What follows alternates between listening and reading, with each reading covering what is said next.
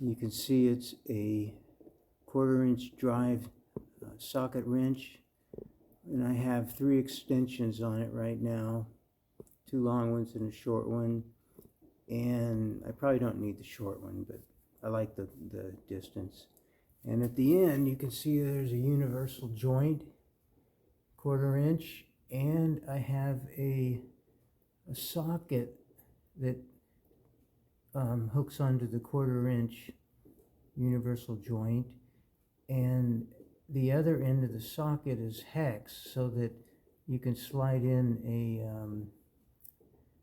a Torx bit, in this case a T25, and then you can safely use this wrench, and you can insert it into this area.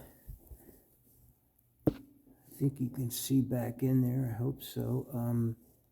Let's see, let's get this camera adjusted a little bit.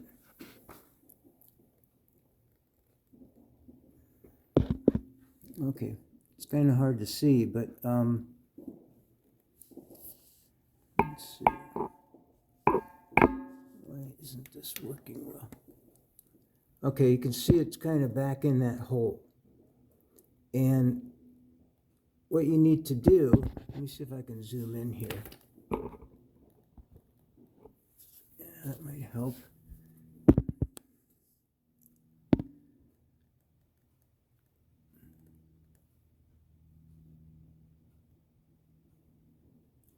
Now I made it so big I can't find it.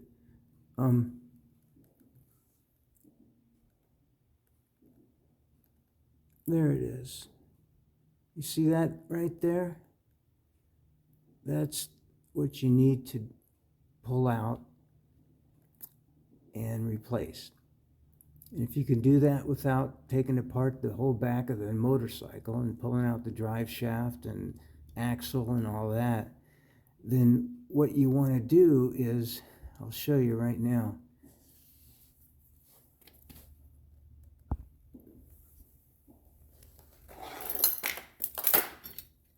You want to take this tool, and I don't know if I can turn on the light on this camera. Maybe I can. Okay, that's going to help. All right, so what you do is you're going to have to take this tool and you're going to have to put it back in here. And you're going to maneuver it so that the Torx wrench, right there, I think I have it kind of close, goes into the bolt. I mean the Torx bit, excuse me, goes into the bolt.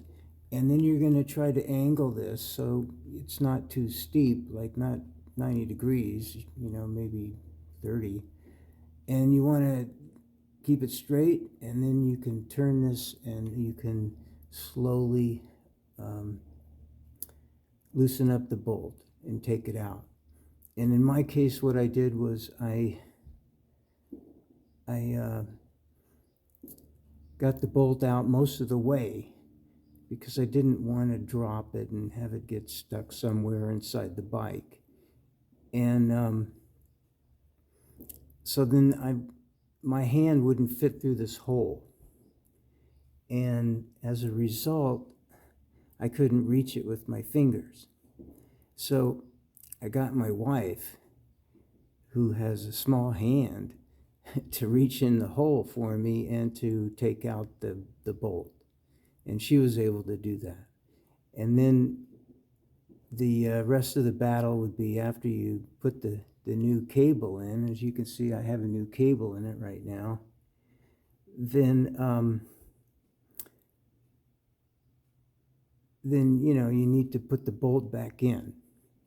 And that's a difficult thing to do. It has like 2 washers around it to make a good, you know, hydraulic seal. And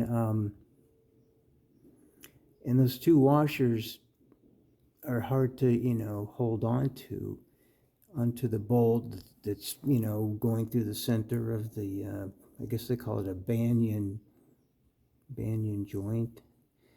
And so it's difficult, and you don't want to, drop the washer and have to fish it out, because you need the washers on there, and I think that's the biggest thing. And because you can hold the bolt in while you're putting it in there, but your hand can't go through all the way unless you have somebody with a small hand to help do it for you. And so the big issue here was I had a difficult problem with keeping that washer on, and the one on the side of the bolt that you're going to screw into the hole. And so I took a piece of thread and a needle, and I made I sewed between the two washers after they were on, put on the bolt, and which was going through the end of the clutch cable, and sewed them with just one little, layer of thread, so that the washers wouldn't fall off. And then my wife's hand guided it into the hole, and I took the tool here with the Torx wrench, and I inserted it into the hole. We were using a flashlight, and I was able to tighten it up.